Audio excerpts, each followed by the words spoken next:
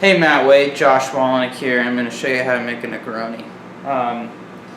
For background, if anyone else ends up watching this, Matt Wade was texting with me this morning asking me like what was going on with his Negroni, and he was pretty sure it had to do with the gin. He was like, well, I'm using Campari, I'm using sweet vermouths, that's pretty good, and maybe the gin is off. What gin do you use? I said Tanqueray. I like Tanqueray. Sometimes I like to do Bombay Sapphire. Maybe you'd go with a Hendrix. What are you using? And he said Beefeater. And Beefeater that's a pretty good gin to use for a Negroni. So I was like, what's going on? And I asked him about his process, and it turned out that he was stirring the cocktail in a glass without ice.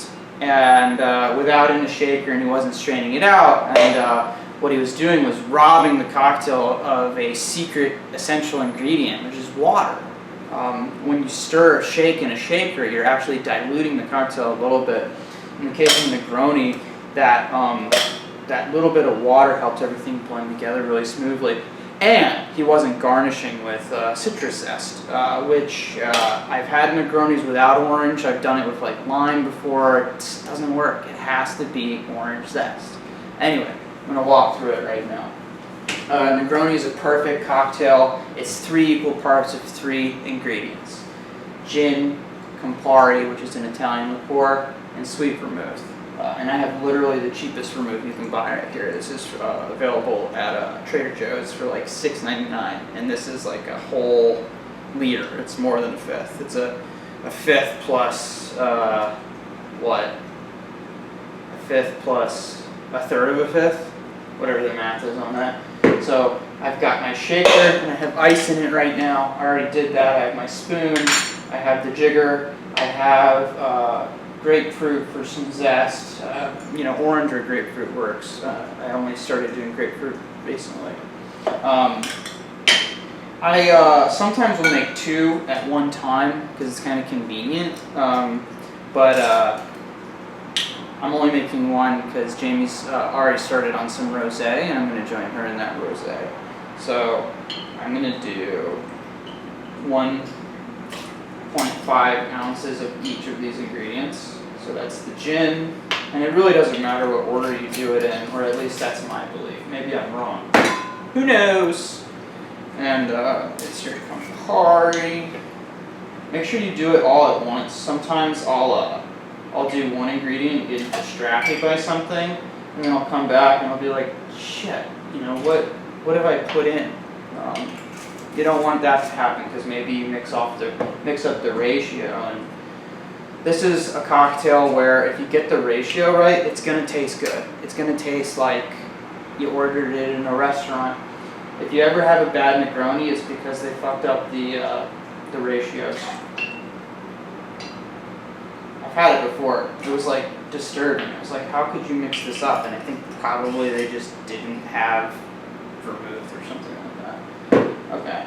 So I've got equal parts of each of the 3 in the shaker right now, and you can shake a Negroni. I like to stir it.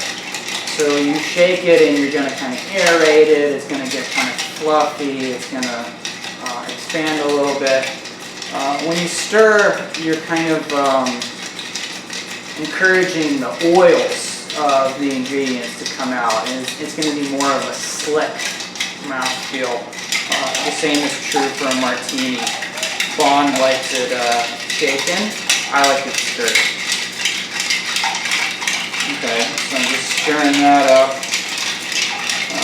Typically I do this over the sink, but I'm here on camera with you, so, because it can come up a little bit here and there. And you don't want to stir the hell out of it. You just want to do a nice, even, kind of consistent stir. And what's happening here is you're getting everything to play together, you're smoothing it all out, and you're just getting a little bit of water off of that ice.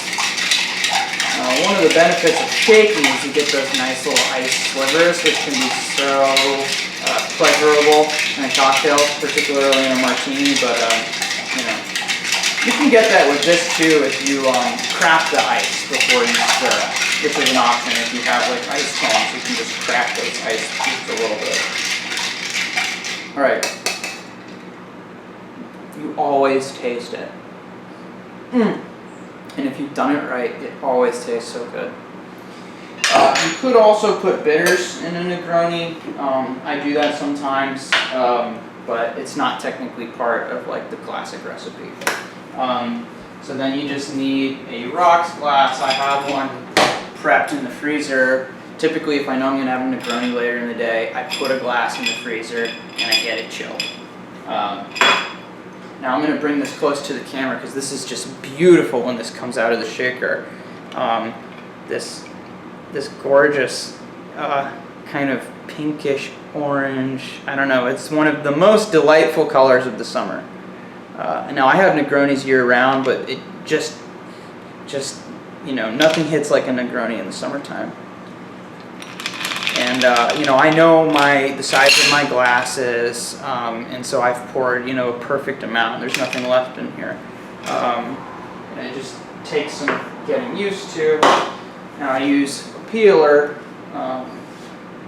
to get a nice wide, long zest of citrus. Now this is a great. So sorry, I ran out of memory on the card, so that got cut off. Anyway, we were on the twisting of the citrus, okay? So I've taken a nice big thick peel of this grapefruit, right? And I twist it nice, and you know, I'm not twisting it hard like I'm gonna get it to tear, but I'm just twisting it and getting the oils to come out of the skin.